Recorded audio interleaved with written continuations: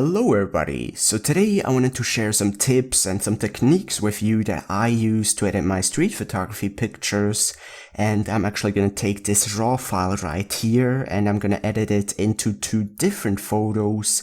I'm gonna start off with a very dark and a very gloomy picture just like this one.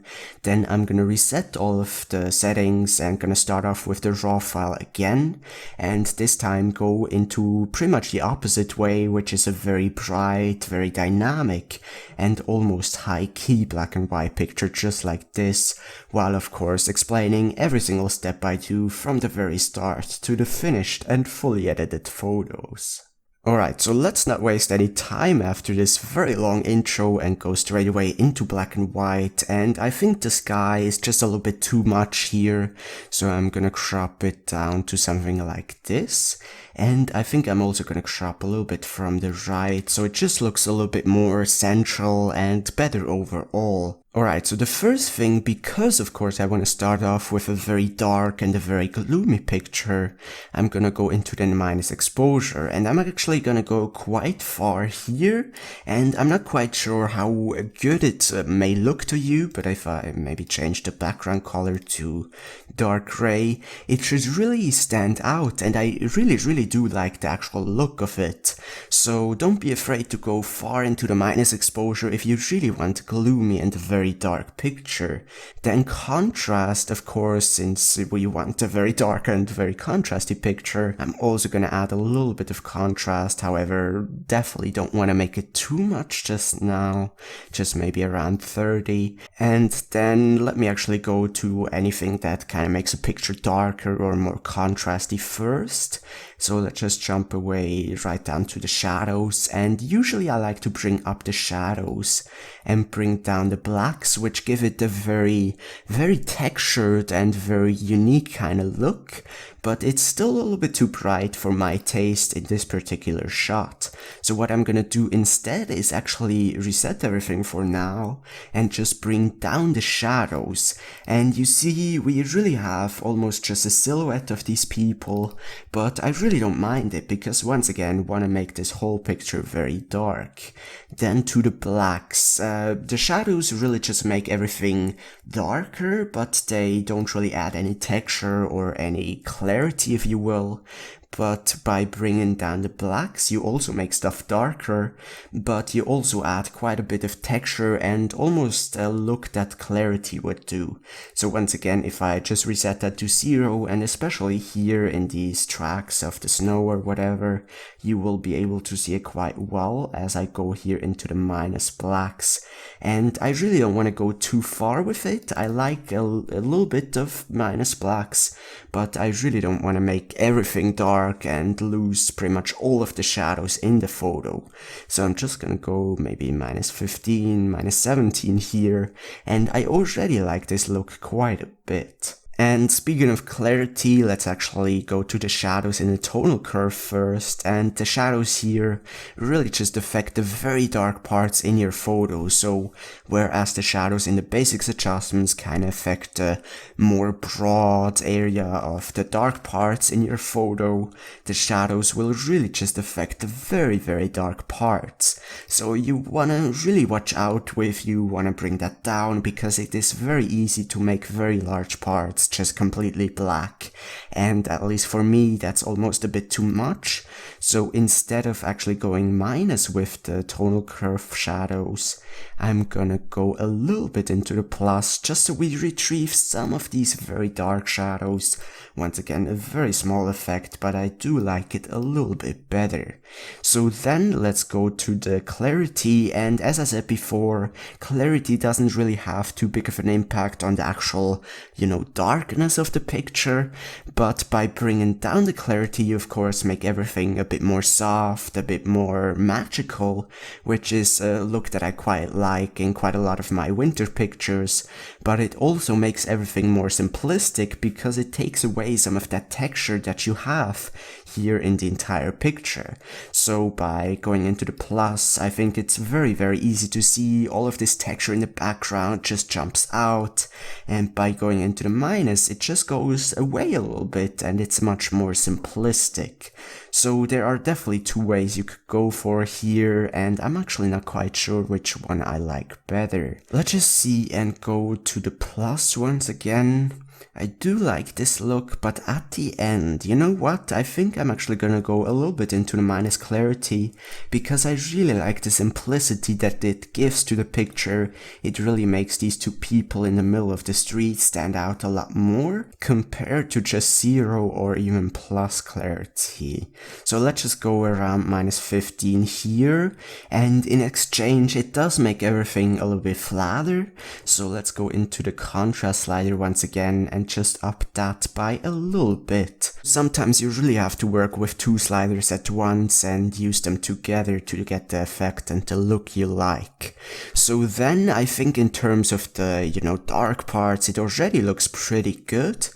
But then let's go to the highlights, and I think I might even bring that down by 100 because it makes the sky just a little bit darker, which I think is a good thing right here. Definitely a little bit less distracting from the very dark overall picture. But I think I'm gonna bring up the whites just a little bit so there's at least a bit of a glow in the sky, as well as in some of the white parts here in the picture. And going down to the tonal curve, also a thing that I like to do is just bring up the highlights down here a little bit. Just as with the shadows, the highlight slider in the tonal curve will really just have effect on the very bright parts, whereas the highlights up here will have an effect on the pretty much entire bright-ish parts. So then let's finish up with this picture, at least with the tonal curve adjustments, and just go to the next tool right here, and I think that's pretty much it. I'm definitely gonna work with some of the local adjustments in a bit, but before I do that, I actually want to add some vignetting. Now there are a lot of other settings that you could utilize, especially detail, very important if you want to print your picture or anything like that. But I'm just gonna go to effects down here, because otherwise the video is really gonna be too long, and I'm gonna add some vignetting down here and also bring the midpoint more towards the center. Vignetting is a great thing to set the mood, but also to get more attention towards the center, and especially in black and white pictures, it's definitely something you want to take advantage of. So let's just fine tune that here, and I think that looks pretty good compared from before to after. So with that said and that done, I think I'm almost done here, but I'm still gonna add some local adjustments to once again just complexify the picture even more. So I'm gonna start off with a graduated filter here, drag one over the foreground, and just go into the minus exposure a little bit, and maybe even add a little bit of clarity, and then grab another graduated filter for the sky. Make sure you have a very soft edge if you do anything like that. And this time just go a little bit into the plus exposure and go even more into the minus clarity. And the reason you want to do that is to create depth and differentiation from the foreground to the background. And I'm gonna touch on that subject way more in the next edit, but if I show you before any graduated filters to after, it definitely does work in making the picture more dynamic and more interesting. So once again, in the foreground, I've just added some more negative exposure and a little bit of clarity to bring out some of that texture here. And in the background, I just brought up the exposure a little bit and brought down the clarity to make everything seem as if it was hazy in the distance. And that way, once again, you get a lot of depth. So before and after.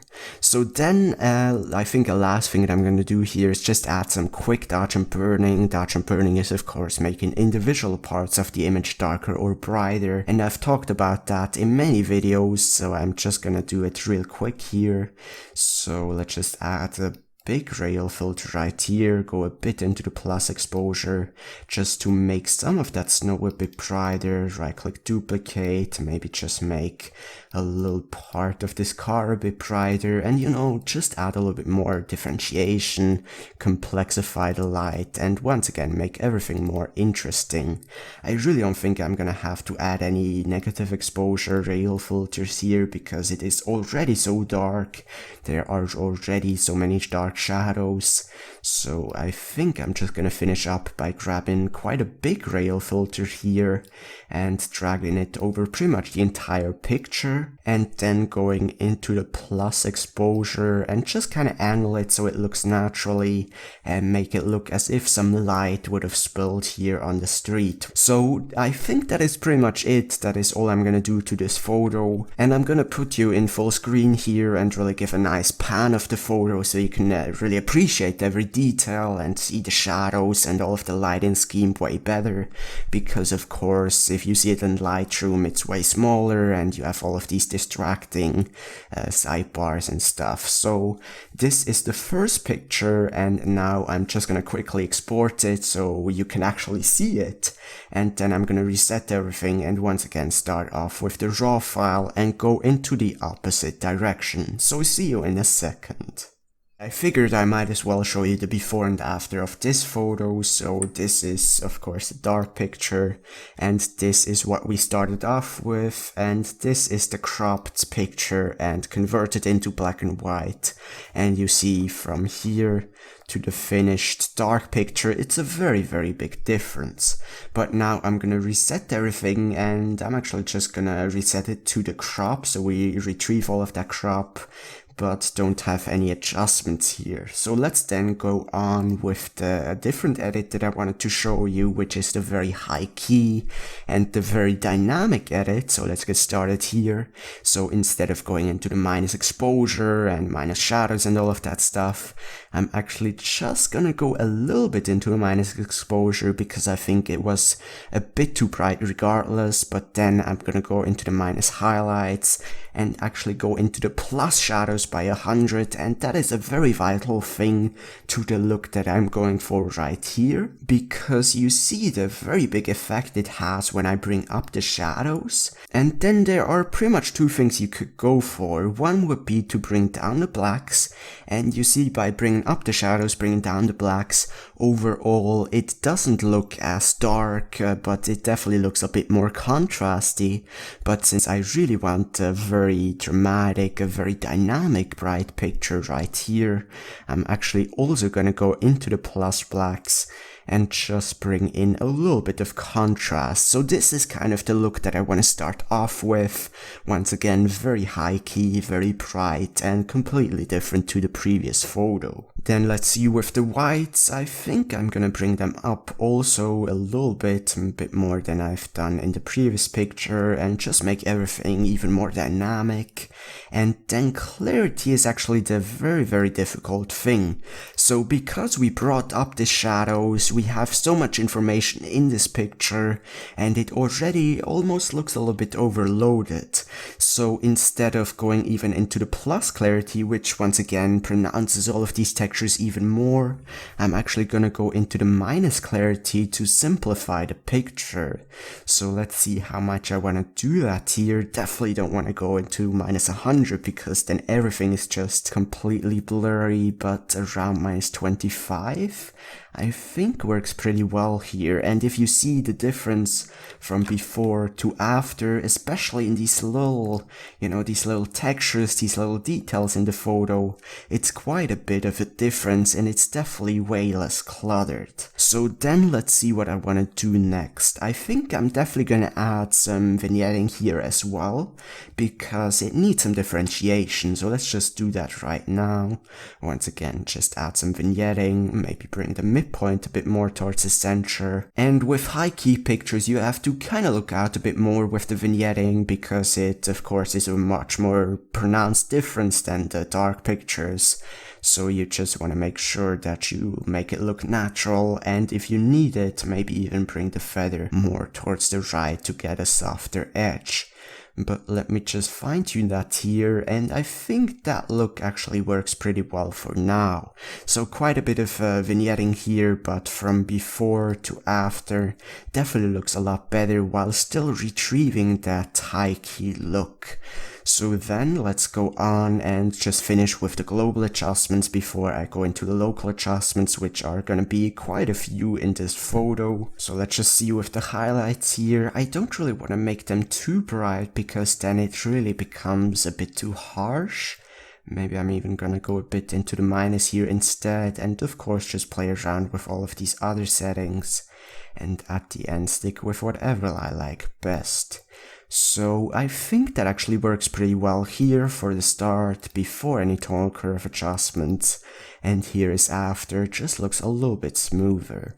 So in terms of the global adjustments, I actually think that I'm done here. Instead, I'm gonna go straight away to the local adjustments and once again grab a graduated filter here, and also drag one over the foreground and go into the minus exposure. And that way, once again, you get really a nice differentiation from foreground to background, but I'm not gonna make it quite as big here, otherwise pretty much the entire foreground looks too dark. I really just want a small area to look a little bit darker. So let's just figure out how it looks good, and I think that does the job here.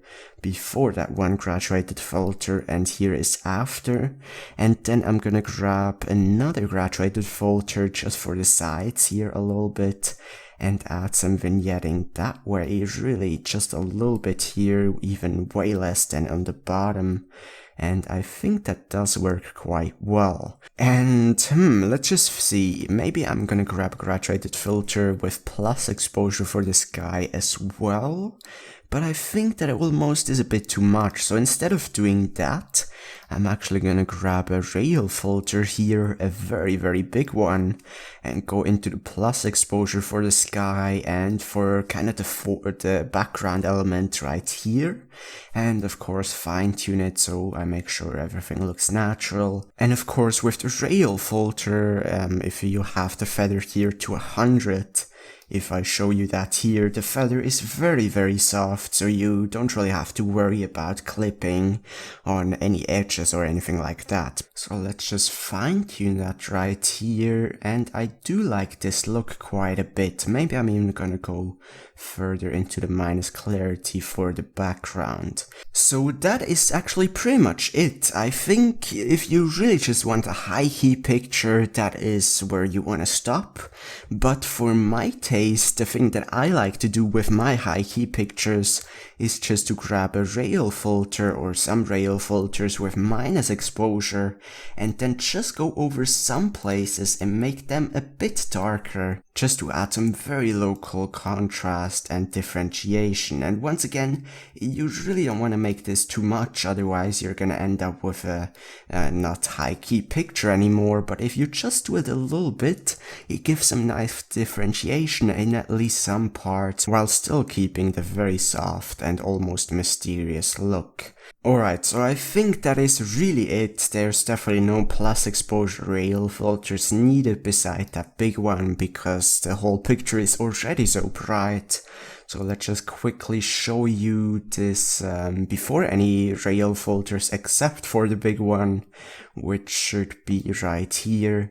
And you see these small minus exposure filters really just make everything a bit more interesting and better in my opinion. So that is it for this picture as well. Once again, very different to the previous picture of course, but that's what it's all about, to really show you that you can take one raw file and end up with two completely different photos, along with giving you some tips and some inspiration to hopefully use in your own editing.